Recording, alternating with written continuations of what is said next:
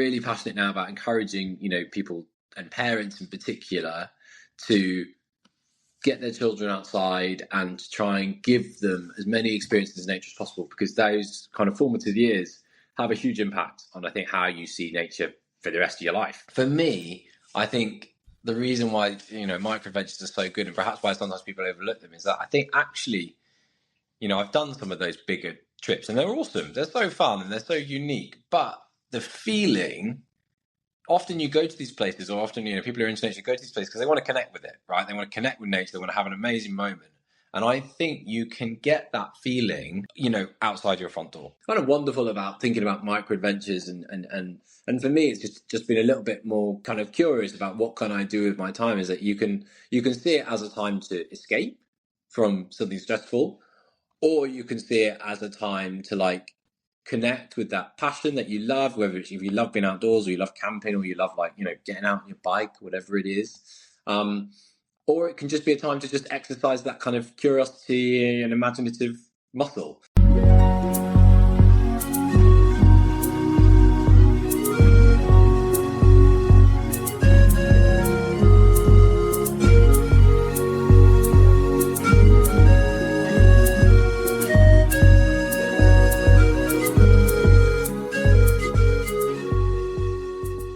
If you have ever wanted to understand why we should be asking for nature's help on mindsets, adventures, and more, then you're in the right place. So, welcome to Maximise Nature. Welcome to Maximise Nature. Today's guest is Tom Sparrow. He's an outdoor enthusiast who has a passion for all things nature. Microadventures are a topic that are close to his heart, and you can go on many adventures in nature whenever you want. All you need to do is go. If you've ever wanted to know why so many people love adventuring in nature, then Tom is the perfect person to listen to. I hope his belief that an adventure doesn't have to be as intense to still be an adventure resonates with you today. We're going to explore his story further, and hopefully something will inspire you to go out on an adventure for yourselves, no matter the size. Then we can take his good thoughts and put them in a travel bag, ready to use on our next adventure. So with that, here is episode 15 of the Maximise Nature Podcast. I hope you guys enjoy. First of all, thank you for taking the time to come on the podcast. Tom, no worries. Can you introduce yourself to the listeners and explain what it is you do? Yeah, so I'm Tom Sparrow, and I, at least in part of my time, try and get out on little adventures and just spend time outside as much as I can around a normal working life.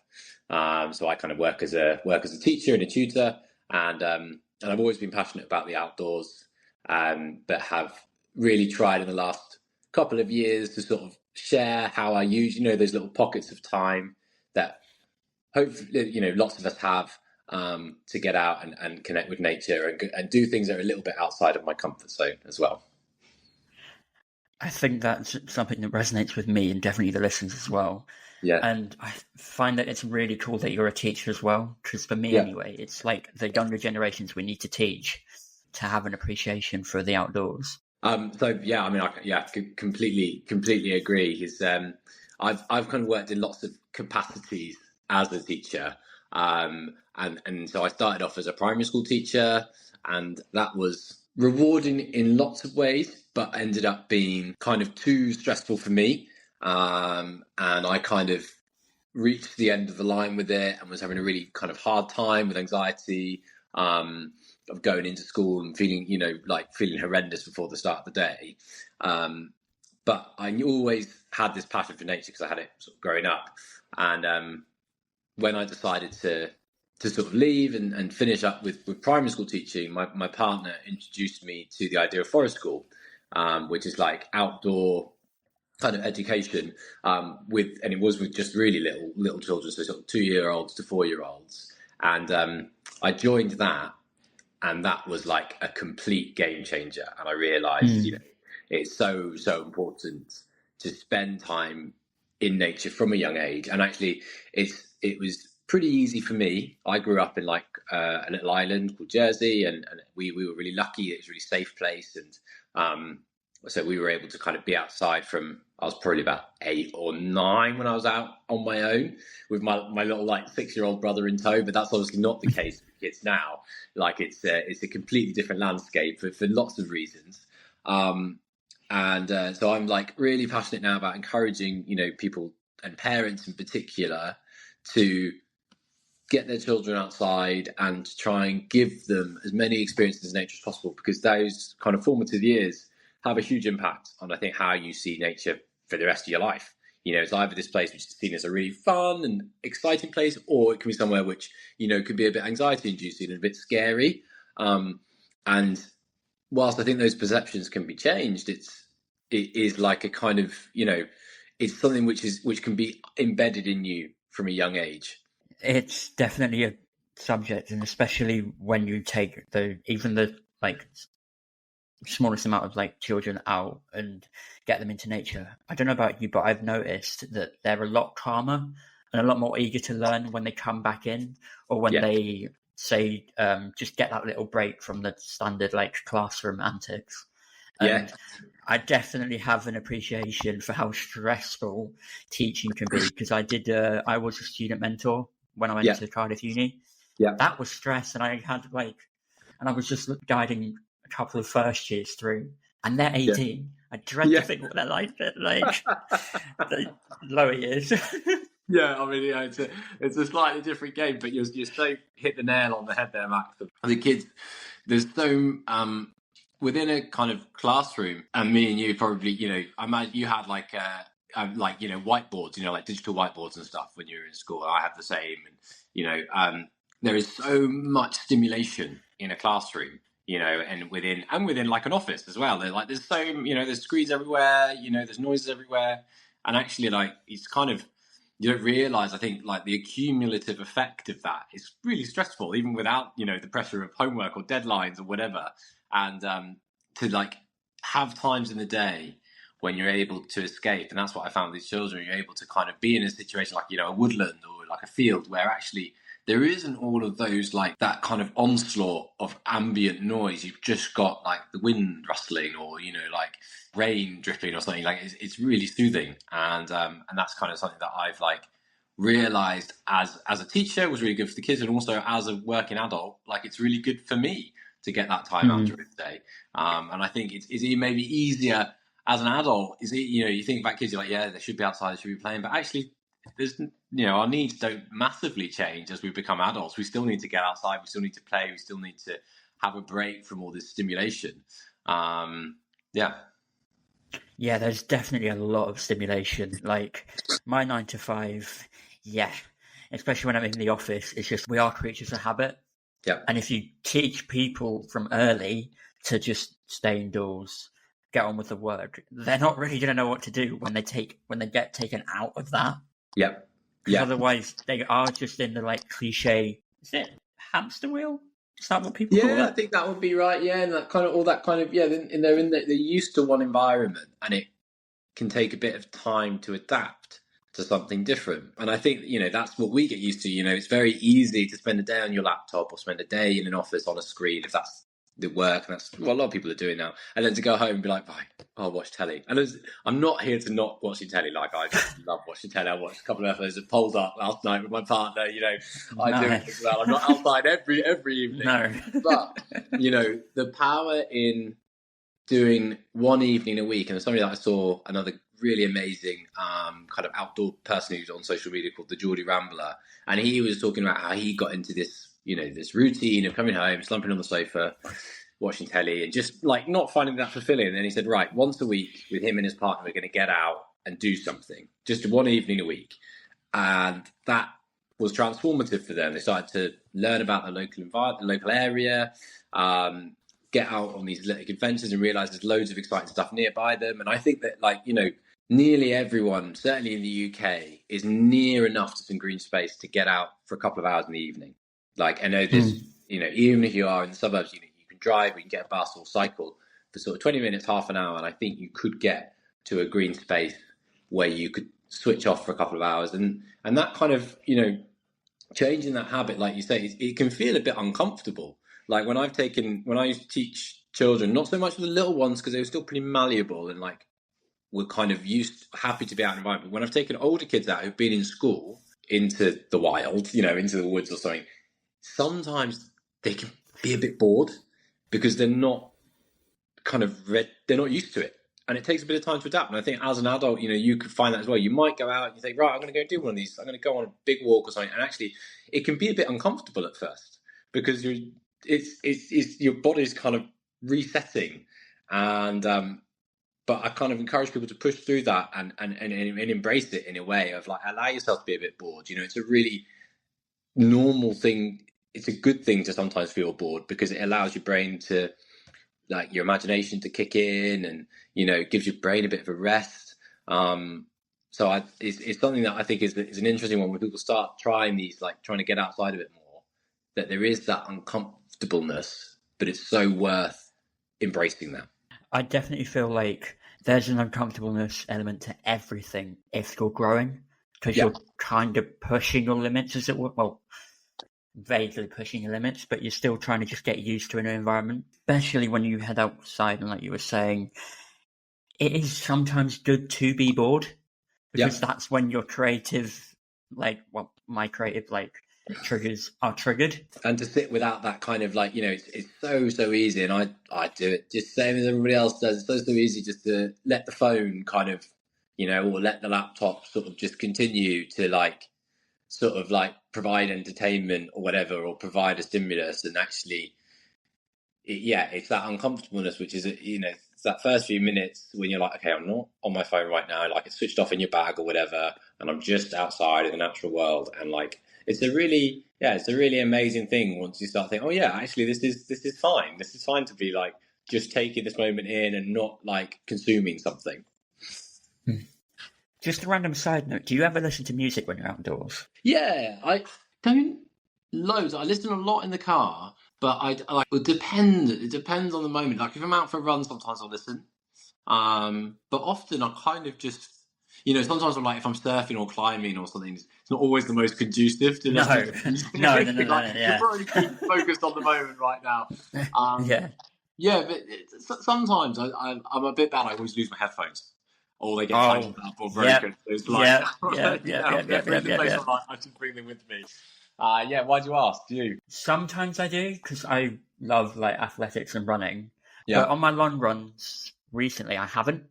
And I've kind of just been listening to outdoors and kind of for me anyway, I can't remember who said it, but the earth has a music that we just need to listen to, I guess. But realistically, I just like the headspace where I'm just I can zone out. Yeah. If that makes sense. And totally. Relax. Yeah. And you're just listening to your breathing, pounding of your feet, and it's great. It's just nice. It's just nice to let the brain freewheel for a while. And again, going back to my sort of forest school stuff, that was what I was always kind of, it's a bit ironic, but I was most proud of it. When you could, I thought because where we worked in Hampstead Heath and in the woods, you were able to kind of give the kids space and they were still safe. So I could take a few steps back and they were actually just playing by themselves. And sometimes you just have these amazing moments where you could kind of just see the kids just kind of staring into space and taking in what's around them. And actually it's always as a teacher, I was initially kind of oh no, I should go and make sure they're doing something. But then one of the kind of people who've been there a little bit longer than me and had been a teacher, she was this is a really important thing for them to do, to just freewheel for a bit. They're just taking things in, and then something's going to come from that, rather than constantly bombarding of right, next thing. And actually, I think removing those things, sometimes taking the music off for a run, or is a wonderful thing to do. Yeah, it's sort of the rain. I don't know about you, but when I was younger, I used to just sit in the back and just watch the rain drop. The raindrops just drop. That was the best thing ever. Anyways, it's never that was great. Why do you think that microadventures are underrated and not just a little trip outdoors into nature? Yeah, so why do I think that they are? I think that they're kind of we live in a world where it's really easy to see everybody's big adventures, right? You can go on Insta or TikTok and see some incredible people doing some incredible things, and I'm all for that. But I think it's easy to think, oh gosh, I've got to save up my holiday or my money, my holiday days, or like my money. So you've got to have financial resources, you've got to have a time resource. And it's easy to think, it's going to take, maybe I'll do that next year, right? And you kind of think, oh, that's an amazing thing to do. I should go to wherever, some far-flung location. I should climb that mountain, or, go to that lake in that country. But for me, I think the reason why, microadventures are so good, and perhaps why sometimes people overlook them, is that I think actually, I've done some of those bigger trips and they're awesome. They're so fun and they're so unique. But the feeling, often you go to these places, or often, people who are into nature go to these places because they want to connect with it, right? They want to connect with nature. They want to have an amazing moment. And I think you can get that feeling, outside your front door or near your home. If you're in the right mindset, which I think is kind of what we've talked about, if you're in this mindset of slowing down, of intentionally switching things off, you can connect to nature near where you live. And that's, for me, is why I think they're so useful, and why I think maybe they don't always look as epic. Going for a walk in your woods might not, it might not look as amazing as the mountain range, but when you're thinking about the positives that it's doing for you, I think they are there's some really kind of striking similarities. And I didn't coin the phrase microadventures. It was a guy called Alistair Humphreys, and he was. Have you read any of his work? No, I need to get. I've heard of him, but I need to get on it. I really recommend it. He brought out this book about 20 years ago, and maybe not quite, maybe 10, 15 years ago, and he'd done all these amazing things. He'd cycled around the world. He'd done these crossings of deserts, and gone across the tundra in Russia, I think. And it basically, just like super duper kind of cool stuff.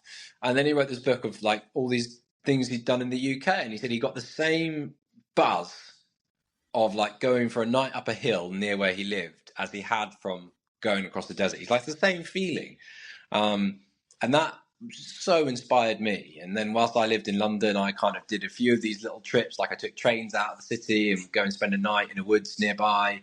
And then when we moved out, it became even easier to go for like little adventures like that. And I think I was just really inspired to kind of share that with people of like, no, they are there. You can get that amazing feeling being connected to nature and being a little bit, maybe a little bit scared. Your heart's racing a little bit faster as you're kind of lying in your tent or in your bivvy bag, or even just like you're on a slightly longer walk than you would normally do.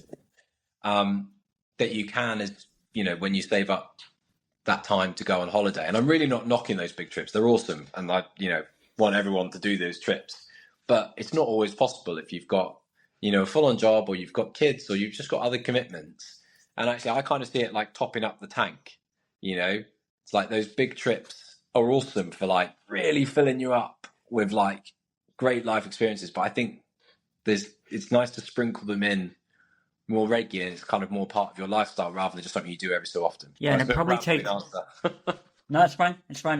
Don't worry about it. It's part of the reason why. It's part of the reason why I do them. Like I love just hearing people's different opinions, etc. Definitely, for me anyway, sort of like you said, a top up, but it's more like a balance. But you do kind of need that distraction away from what you're doing sort of continuously every day for like 8 to 10 hours every day. Yep. And I feel like you do get that buzz, or for me anyway, that buzz is amplified when I'm outdoors. Yeah. Because then you're more likely to work better. You're more likely to just have a better time, I guess. Yeah. Simple as that. Yeah. And I think even if you do love your job, there are stresses and strains that come with everyday life. And I think that's what's kind of wonderful about thinking about microadventures. And for me, it's just been a little bit more kind of curious about what can I do with my time, is that you can see it as a time to escape from something stressful, or you can see it as a time to like connect with that passion that you love, whether it's if you love being outdoors, or you love camping, or you love like, getting out on your bike, whatever it is. Or it can just be a time to just exercise that kind of curiosity and imaginative muscle. And that's kind of what I've been thinking of recently, is like, like you kind of said, we're creatures of habit, and it's easy to do the same stuff kind of week in, week out. And there's a lot of comfort in that. But I think it's really good for us to shake things up. And, I was talking to something recently and just kind of talking about like, your commute. Is that it's a great time to be like, right, I'm going to go down that little like alley that I've seen sometimes, or that little woodland path, that little like shortcut maybe. I'm going to try it out rather than just going the path I know. I'm going to try a slightly different route home, or on my lunchtime walk, I'm going to try a slightly different route. I'm just going to go and sit on a bench for 20 minutes and just observe what's around me. And Alistair Humphreys is a good one. He's like, once a month he goes and climbs a tree and just sits in it for an hour, and just like no phone, and just like has that time to sort of take things in. And I think that's kind of what underpins Microadventures for me, and that whole thing is just being a little bit more curious about what's around you and about how you can spend your time. That's kind of what sums it up. Yeah, no, I cycle. I cycle like to work when I go to work. I think it's 3 times. And I find that half an hour before I go to work and when I come back, lovely, because my brain can just switch off. Yeah. And like you were saying, it's that little... yeah. And it kind of sets me up for the rest of the day, rest of the evening. And I normally sleep better when I cycle back from work anyway. And it's kind of that reciprocal nature. Yeah. And I've been trying that of like, I work from home, and I don't know if you find it when you work from home. It sounds like you work from home a couple of days a week. Yeah, he's like, my motivation is so low sometimes. And like, I've been trying at lunchtime to be like, right, I'll probably just maybe have like, eat my lunch or have that at the end of my lunch break, but I'm just going to blast on the bike for like 45 minutes or whatever.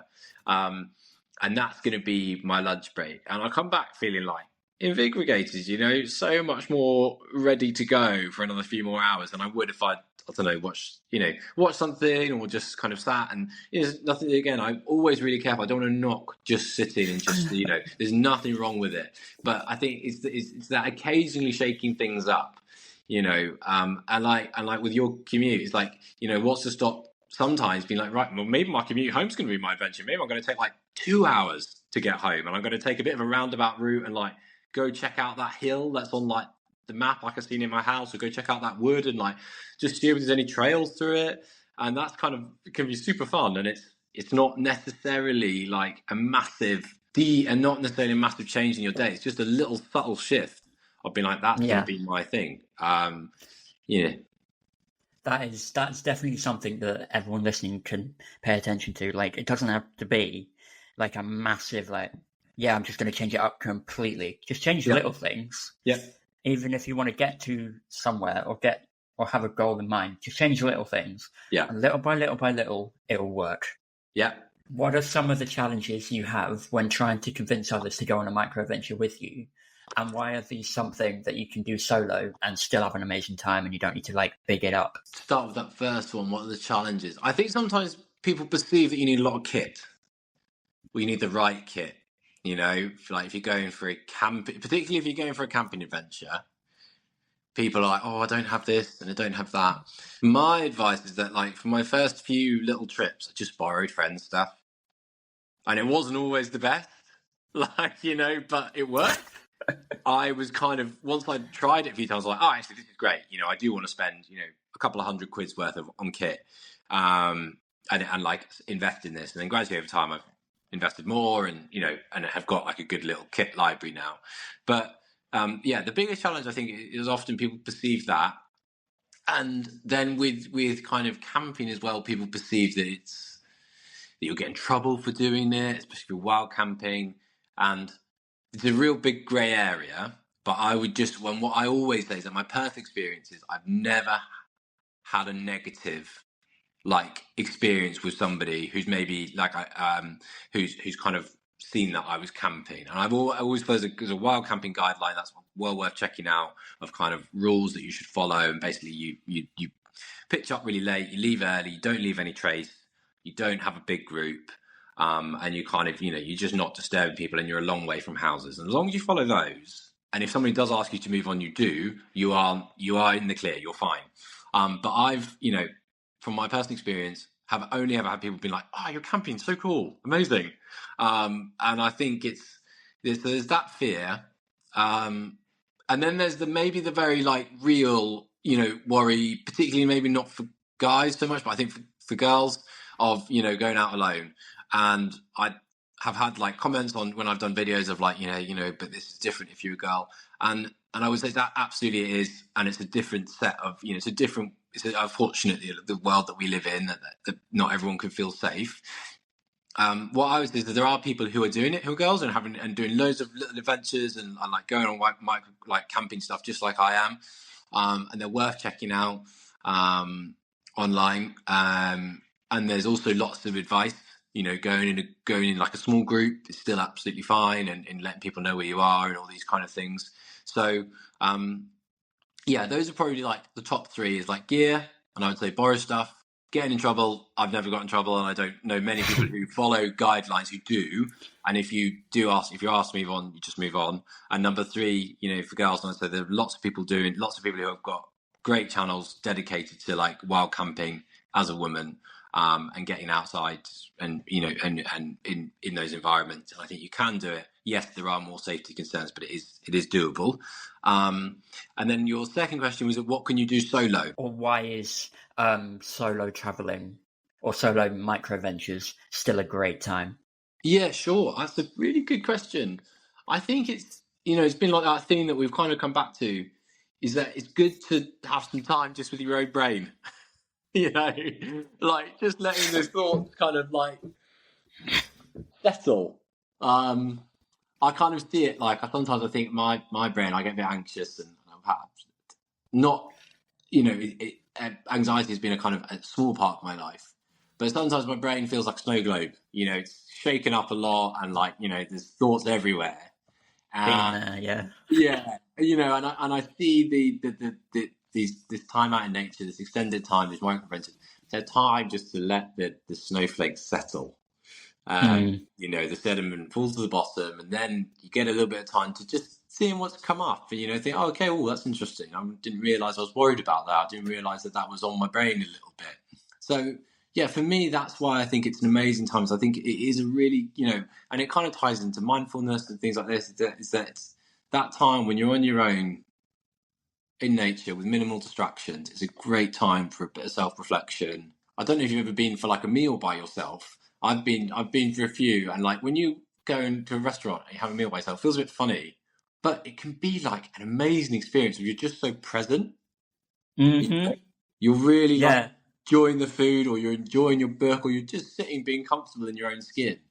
And I think it's the same with these adventures of like, you feel a bit weird being on your own, but actually when you do it, it's a really great thing to be comfortable in yourself, and to you actually, you can decide where you want to go. You can take that random detour and just be a little bit more present than maybe you would be with somebody else. Oh yeah, no, when I was in New Zealand, I went to like this cafe, but how they do food over there, it's not really a cafe, it's more a restaurant in terms of the food sizes. But I was just sat there wondering, this is quite nice.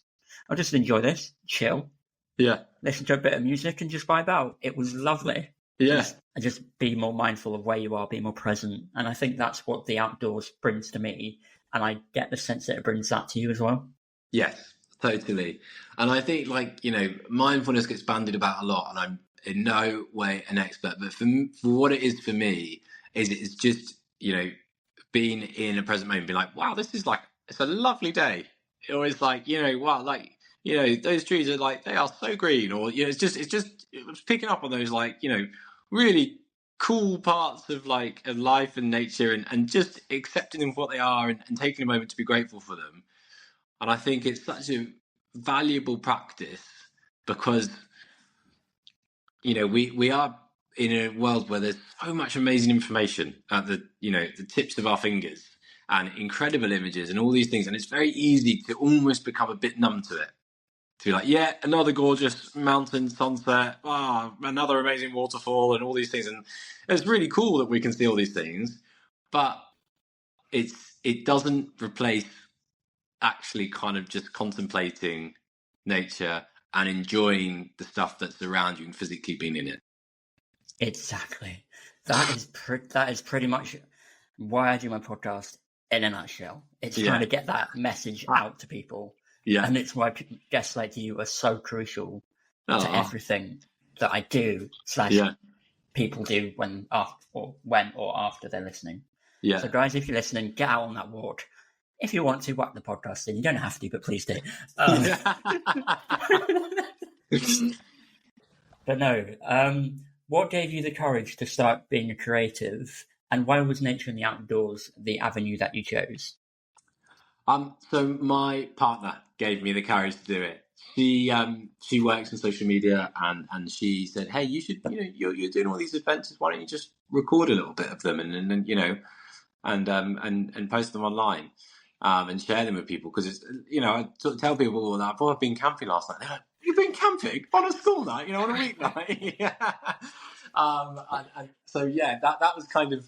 I had lots of positive reaction from friends of like doing it and people interested, and then my partner was like, "Oh, just share it online, see what happens." And then kind of a few posted well, and because I've done lots of it, I've got a fairly good idea of what kit works for me and what kit I found works, maybe is good for other people as well. And I think I did a few like little product recommendations, and people seem to like those. And be like, "Oh, wow, that's really helpful. I'll use that."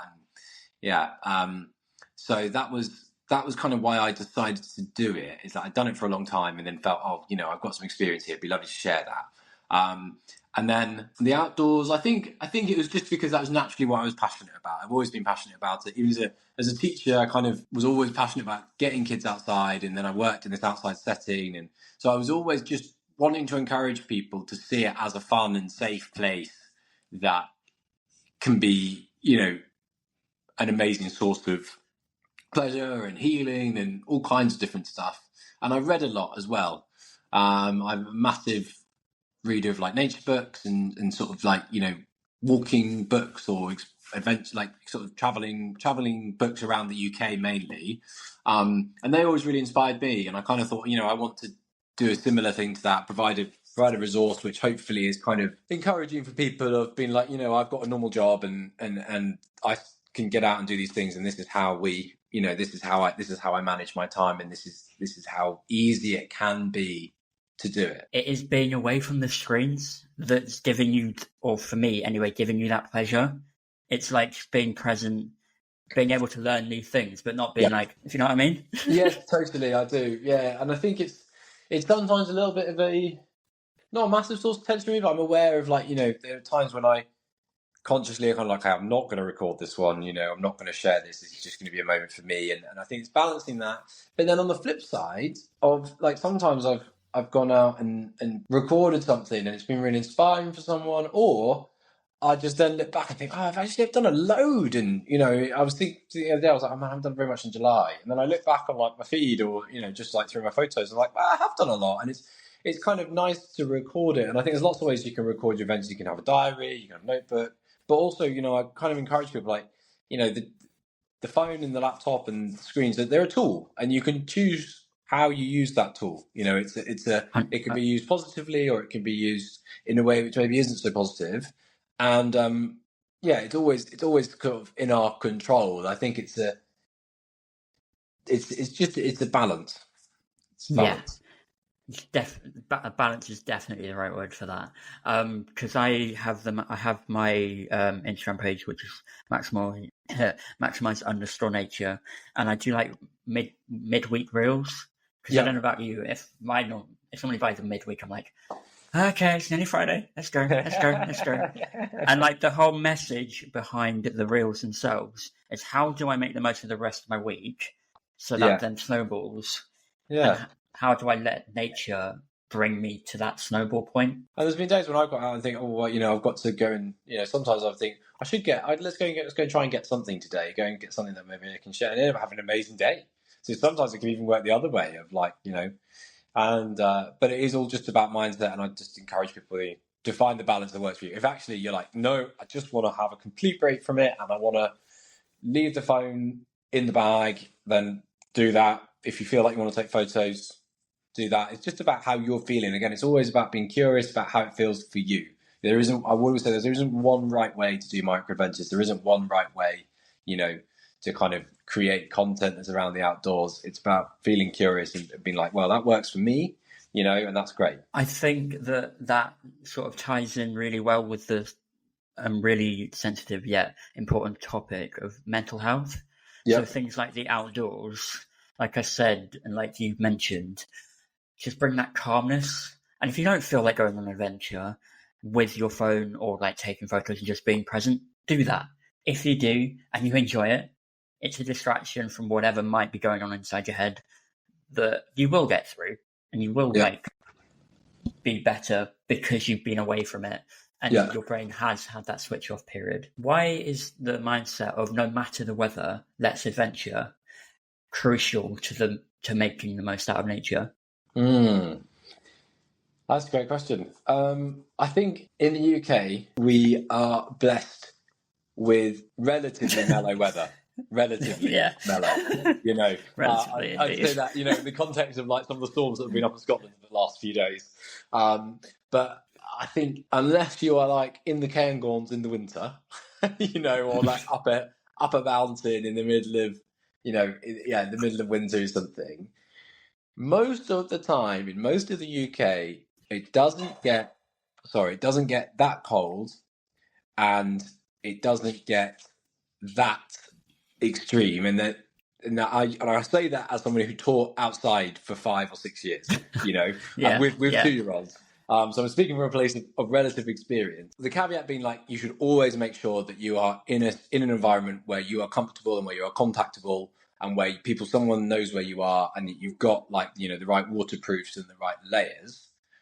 But I would say that, you know, we are so lucky to be able to get out a lot of the time in the UK, even if it's just for a walk or something. And actually, it might look a bit grey, and the UK's got this reputation of being a bit grey and a bit rainy. Yes, so we're lucky in the UK. In that, yes, it does get cold, but with a small amount of the right gear, and I'm kind of talking like a good waterproof jacket, good pair of waterproof rain trousers, and some solid, you know, sort of boots or trainers and layers, then you are going to be okay, as long as you're not putting yourself in a situation where you're not able to contact somebody if something goes wrong, and you're in an unfamiliar environment. I'm always careful to say that, because, you know, people have got to be safe. But you know, we can get out most of the time of the year in the UK. So I'd always say, you know, if you've got those basics down, it is, you know, you are going to be able to get out most of the year. And what's the great thing about being local as well, you know, if you go on your lunch break and you do get a bit wet, you can get back home and, you know, get warm again. Exactly. Like, it's not the worst thing in the world. And I'm not advocating going out into the Lake District for an 8-hour hike with no waterproof. I'll just, you know, be very clear there. But if you're going for a cycle around your local area, and you're like not more than sort of 20 minutes away from home, and it does just start pissing it down, you're probably going to be okay. You know, actually, maybe that's part of the adventure. You do get a bit wet. So as a long rambling way, I think, of saying, like, if you keep it local, you are able to get out all the time, and if you can manage those risks, then actually most of the year in the UK is doable to enjoy it as well. Exactly. Like, I've not so much now, but when I was at uni, I went to uni in Cardiff. Yeah. And that was wet.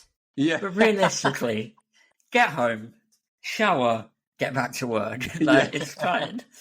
Yeah. Like, as long as you're not, I mean, drowning, but it's a bit hard to drown in.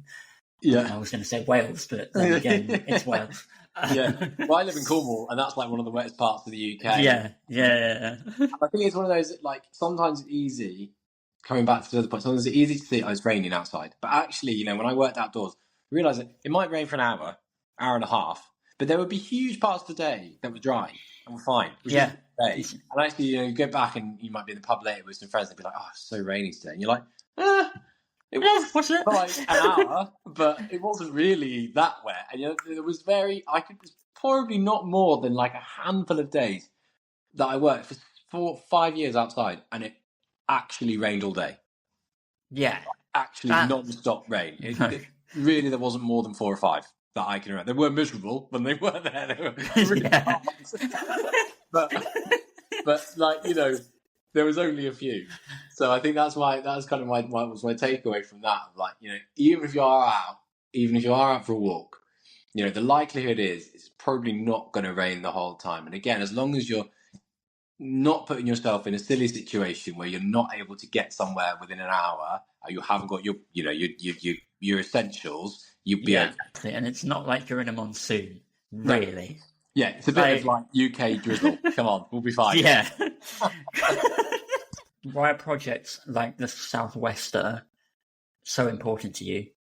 Oh, that's it. Yeah, so that's a kind of as a newspaper that is based out in kind of around Cornwall and Devon, I think, and they get lots of people to contribute from the community who are like talking about seasonal things and seasonal like events, and I think those projects like that where people share in a slightly longer format, like a newspaper or something like that, are amazing because you really realize how many other people are kind of feeling the same thing as you.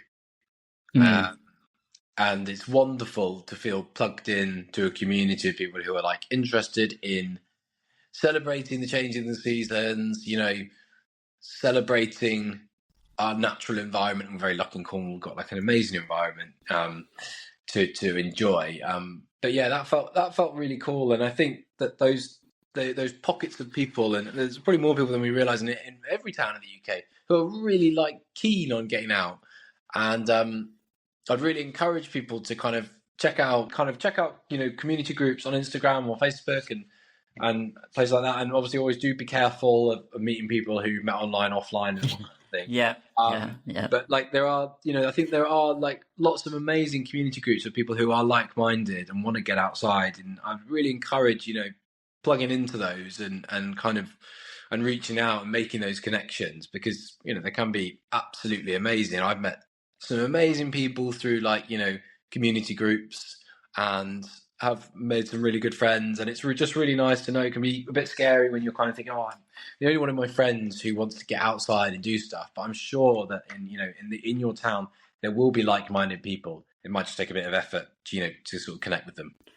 Yeah, it is sort of that first step, really. I think what the really important word is there is that sense of community. And I think that's what people in this, is it epidemic? Yeah, in the 9-to-5 office, I must get this, I must do that. I've got no time to do anything else. I think the loneliness epidemic, as it were, is really big because people are feeling that lack of community. And I think it's really important to be a part of a community. And you might not always meet up with them, but if you've got someone there who's wanting to go out into nature and wants to go out to explore, as long as you are obviously aware of different things, etc., you will have a great time. So I encourage people who are listening, do it, but just be safe. Yeah. But do it and don't have any worries about it, because you will have a great time. Yeah, no, totally. And there's lots of, I think like I'm really impressed. There's a really great running group in my town, and I think loads of people have made great connections through that. And I think kind of low, what's the word? Like low bar activities like running, where you just need a pair of trainers, is a great way to meet people who love getting outdoors. So I'd really, recommend like looking at running clubs nearby you, or cycling clubs, or even walking clubs. And then all these places can be great avenues to find people who are into those activities and into the outdoors in a way, or could even just open a door. Somebody be like, oh yeah, I know somebody's got some camping kit, you can borrow it off them. So that's, I really recommend that. There's a great kind of cycling group that I'm a part of down where I live, and we borrowed, I was going on a trip with a few friends, and we ended up borrowing a load of kit from different people in the group, and it made that trip happen. That somebody might have thought, I don't have that money for that tent or that sleeping bag, and actually we were able to borrow it, use it for a weekend, and then and then return the favour later down the line. So yeah, I really recommend the power of community and helping you get outside. It's awesome. Yeah, because in my experience, especially with this podcast, you are just one message or one conversation away from something you never thought was possible. Like when I started this, I'm not gonna lie, did not think I'd have you on, did not think I'd have like people like the UK Tropical Project, and even a Paralympic champion on. I'm like, it's amazing. Right, okay, amazing thing. Yeah, I'll take that. I will take that. Yeah, and it is totally the power of reaching out. like sending a message. And it means a lot when you get when I get messages from people who are like, oh, love what you're doing, love the channel, and it's always really inspiring. It's always really like encouraging. And so if you follow people online who are like really think doing something really cool or interesting, then do support them and don't, hesitate to sort of send a message of like support. And it does mean an awful lot. Yeah. Yeah, because I'm sure for you, and I'm sure for any of the other content creators out there, you do get moments of, what am I actually doing? I don't really know the size of it. But then when you get those messages, you're like, damn, okay, sick. I'll keep doing this then. Yeah, totally, and it becomes even more enjoyable. Yeah, and that's always what I wanted to do. That's why, looping back to what we said, that's why I started it. I wanted to encourage more people to be outdoors and to be like, you know what, there is really cool stuff around me. I don't need to travel hours and hours and hours to get somewhere. And and when you get those messages, you think, yeah, this is really worth it. This is not just, it's not just like something that's not really got any point. There is a meaning to it, and that's really nice. Tom, are you ready to play a game of Sweet Truth? Yeah, go for it. I'm ready. Sweet. All you need to do is tell me 3 things, 1 truth and 2 falsehoods about an outdoor experience. Can be anywhere.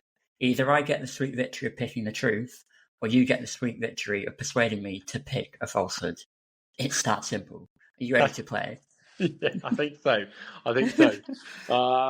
Right. I need to think. Give me a minute to just Yeah, no worries.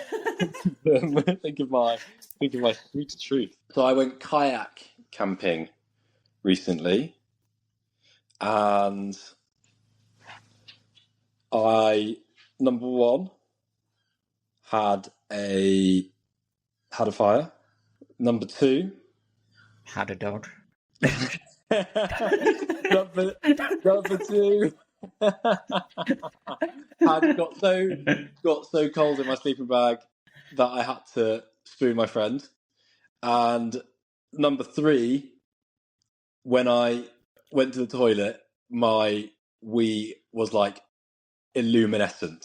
It was sparkling. It was shiny. I don't really want to ask about the pee because I'm about to go and have lunch in a bit. I don't really want to think about that. Where were you kayaking? It was on the Helford River. So I was just saying, like the third one, I basically like my wee made the river light up. It made it glow.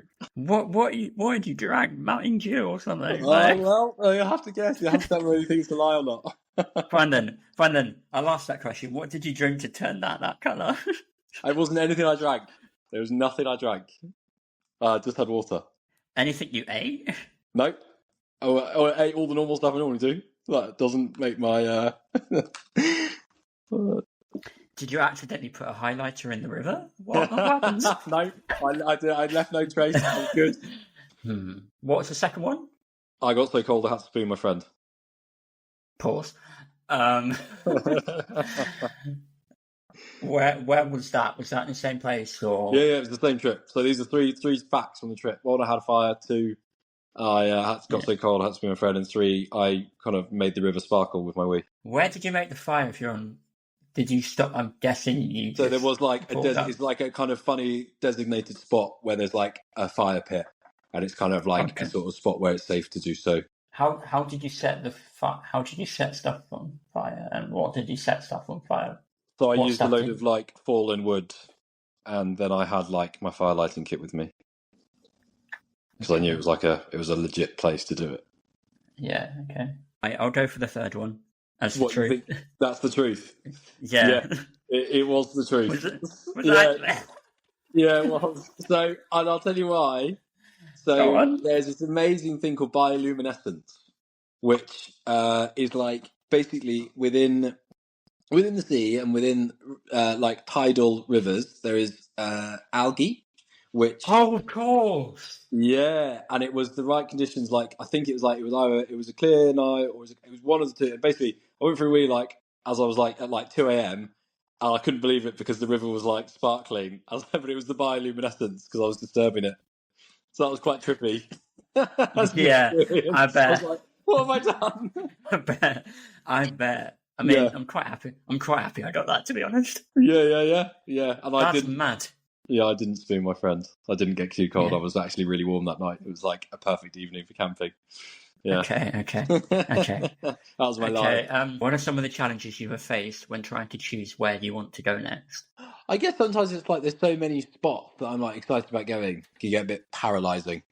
So I spent like a good deal of time having a little look on Google Maps in my local area. But sometimes I'll just be like, right, and just kind of like go for a walk and then use that to kind of be the basis of like, I'm thinking like camping adventures here. I'll go for a walk and be like, oh, that could be a great camping spot. And then I'll like use that to pick it. And I think sometimes the challenge is like, oh, where should I go? And I would always say, if you're wanting to do camping stuff in camping adventures, it's like, just look on your, you can look on your phone, but an OS map is great as well.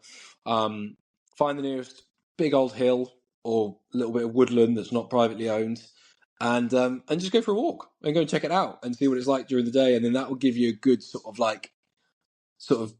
knowledge of that space, and then you can use that to go for a longer overnight adventure. But I would say, yeah, just have a look at your map, look at the local hills, look at the local woods, and just go start checking them out, like when you can, and then that will build your confidence. It really does bring that whole element of microadventures are just so simple to do. Yeah. Like, you just need to be safe, like you were saying earlier, and just have the best time, because even if it's just, like you said, half an hour a day, or not even a day, that might be a bit too much for some people, but just like half an hour that you have free sometime, just go and enjoy that it. evening that you've got free a week, where you're like, you know what, I don't need to sort of be home straight away after work, or I've got some time, I've got a free evening. That's the time to go for a couple of hours and just scope out a spot or just enjoy it. And, because you don't have to go, I think that's maybe a misconception about microadventures. You have to go camping. You don't have to go camping. No, it's just about, I always think of it, the simplest definition, extended time out in nature, maybe doing something that's slightly outside your comfort zone, but that slightly outside your comfort zone could be going to that woods that you haven't been to before because you've been a bit nervous to go, that is fine as well. Or it could be like cycling somewhere you haven't cycled to before. That is, as long as it's more about, like we said, it's about the feeling that you're getting. If you're feeling like, oh, this is exciting, I'm doing something that's a bit new for me, you're having a little adventure. And it's more of a mindset. And sometimes, I've posted stuff online, people have been like, oh, can we not call it microadventures, it's a bit cringe, or can we not call it adventures? And I'm like, well, it's just it's a mindset, and maybe it is a bit cringe, but I'm having a great time and I'm feeling like excited, and that for me is what I want other people to do. But like, actually, it's about how you're feeling and how you're enjoying it, really, isn't it? Yeah, totally. It's your experience. It's something just for you. Yeah, like no experience that someone has had will be any similar to yours. Yeah. That is the key to it, to be honest. The listeners, when you were in nature, what's one moment or view that sticks with you to this day, so listeners can feel like they are sharing that moment or reliving that moment with you out in nature? Great one. So I've had some great sunrises of like, being woken up at 5 a.m. So I like sometimes don't go with a 10 when I go camping, and like just have like a bivvy bag, which is like the easiest way is like it's basically like a massive sack that you put your sleeping bag and mat in, and you just sleep in that. Sounds a bit wild, but it's really fun to like be out like that. And I've like had somewhere like you get woken up at like sunrise, and I had this one over the river where I had the funny pee. I like remember waking up and like seeing the sun come up and be like, oh my gosh, this is amazing. Like the river was still. And I think like those moments in like when it's really still in the morning and you are out for sunrise and you're out for like that as the day begins, super magic. That's like really, really amazing. And for me, those have been like the most special moments. It's like that start, and then like the end of the day as well. Like if you've been on like a big old hike and you're up on a ridge at sunset as well. If you're like up by some hills, it's an amazing thing to do. That's always, I think, a great place for someone to start. It's like just go up to a hill and spend a few hours watching the sunset. Base level microadventure level 1. Take your evening, but like, all I'm doing is I'm taking like a flask of soup, a meal deal, and I'm going to go walk up a hill, watch the sun go down, and walk back down. And I think that's like you'll experience so much of what it is to do a microadventure by just doing that. One last task. Please write down and send to me one nature-based phrase that I must get into my next episode without my guest knowing. And did you spot the one I put in today's episode? Was it the weather one? Which one? The weather, like, there's no such thing as bad weather, just bad clothes. Is that the right one? Nope. Ah, what was it? Come on! Well done, very soft. Sorry, I'm now 15 for 15, I'll take that. Amazing. That's great. It was, The Earth Has Music for Those Who Listen. It was impossible to try and get in. Oh, I did think that was a very, artistic turn of phrase. Very poetic. Yeah, it was literally from Shakespeare, but it's fine. That's great. Lovely stuff. I'll find something, yeah. Thank you. Where can people find you so they can learn more about what you do? Yeah, so you can find me on Instagram at Tom Sparrow Outdoors and TikTok, the same handle. And then you can also find me on Substack. I'm doing some writing. So again, Tom Sparrow Outdoors. And I do have a very small YouTube channel, but there's not very much happening on there at the moment. So Okay. Again, Fair. all Tom Sparrow Outdoors. That's the place to find me, Tom Sparrow Outdoors. Cool. Tom, thank you very much for joining us on the Maximise Nature podcast today. I find your insight into microadventures and the simplicity of them really, really inspiring. And those who have listened or who are listening, please make the most of it because it is great advice. Thanks, man. Okay. If you enjoyed that episode, then we have plenty more to offer you. You interested? From a conversation with Paralympic champion Dimitri Coutier about the power of being active, to incredible wildlife conversations and encounters with Dr. Niall McCann. Find out more by typing in the Maximise Nature podcast anywhere and follow on Instagram at Maximise_Nature. That's at Maximise_Nature for a chance not only to catch up on more episodes, but also maximise your midweek. Bye guys.